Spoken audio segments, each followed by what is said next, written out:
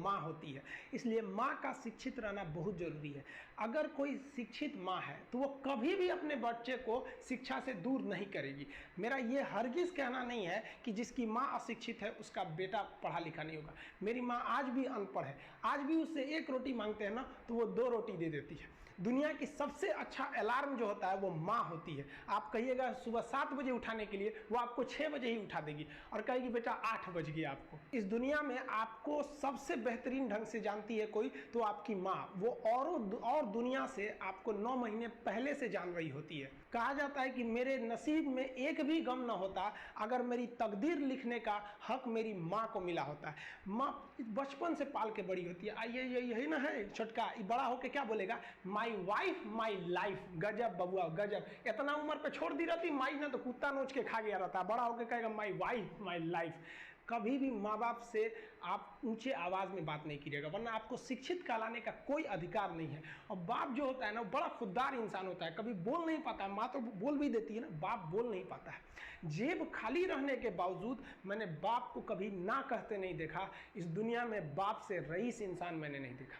लेकिन इन दोनों को कहते हैं कि आप अपने बच्चे को जी जान से प्यार कीजिए, उसे सोने का निवाला खिलाइए, लेकिन उस पर नजर रखिए दुश्मन की तरह क्या कर रहा है, वरना एक दिन बिगड़ जाएगा।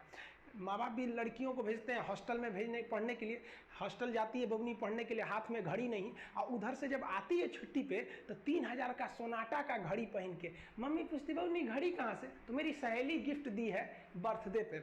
आपको पता चल रहा है वो सहेली गिफ्ट दे रही है, इतना सहेली का गिफ्ट आ रहा है वहाँ पे। आप नज़र रखिएगा वरना एक दिन आप ही पछताएंगे। पिता को भी हम ये कहना चाहते हैं कि आपके दिए पैसे से ही आपका लड़का बिगड़ता है। अगर उसे ज़रूरत 8000 की है, आप उसे 15000 देंगे तो जेन्युइन है, एक दिन वो आपका नाम खराब करेगा। पैसा ही इंसान को ज़्यादा बिगाड़ता है। उसको लिमिटेड दीजिए जितनी उसकी ज़रूरत है, उससे एक्सेस दे दीजिएगा तो वो फिर बिगड़ेगा। और माँ अगर बेटियों पे ज़्यादा नजर नहीं रखेगी तो फिर वो भी बिगड़ेगा। नजर रखिए जब तक वो कामयाब नहीं हो जाता। जब कामयाब हो जाएंगे तो उनके अंदर खुद समझ में आ जाएगी कि क्या मेरे लिए सही है और क्या गलत है। भौतिकवादी इस समाज में भाई भाई में तकरार बढ़ते जा रहा है, ये सबसे गलत है। रावण जैसा शक्तिशाली व्यक्ति हार गया क्योंकि उसके पास उसका भाई नहीं था, और राम जी ने रावण जैसे विशाल लंका के स्वामी को ध्वस्त कर दिया क्योंकि राम जी के पास उनके भाई लक्ष्मण का साथ था। इसलिए आप भाई भाई एक होकर रखिए। बड़े भाई का कुछ कर्तव्य होता है, आपको सबसे ज्यादा त्याग करना पड़ेगा। बड़े भाई का कहीं पे भी घर में कहीं पे भी पैसे लगेंगे तो ज्यादा लगेंगे, मेहनत ज्यादा लगेगा, सब कुछ आपको ज्यादा करना पड़ेगा, ये दुनिया का दस्तूर है। और छोटा भाई है उसे कभी भी बड़ों का सुनना ही पड़ेगा और आपको सुनना चाहिए। आपको भी एक बातचीत में एक लिमिट रहना चाहिए। बड़े को भी ये लिमिट रखना चाहिए कि हमें अपने छोटे भाई बहन को कितने लेवल तक डांटना है, लेवल से ज्यादा नहीं डांटना चाहिए। और छोटे भाइयों और छोटे बहनों को भी याद रखना चाहिए कि हम अपनी जुबान का इतना गलत इस्तेमाल ना करें कि बड़े भाई या माँ बाप को बुरा लगे।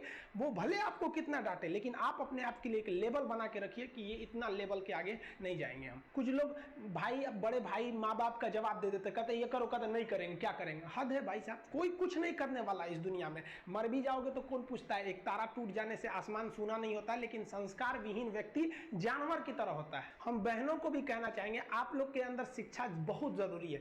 आप कम खाइए लेकिन माँ बाप से कहिए कि हम पढ़ेंगे पढ़ेंगे पढ़ेंगे। शिक्षा बहुत जरूरी है, शिक्षा बिना हर चीज अधूरा है। और आप जितनी भी लड़कियां हैं उन सबसे कहते हैं अपने अंदर थोड़ा बहुत कुछ सुधार लाइए।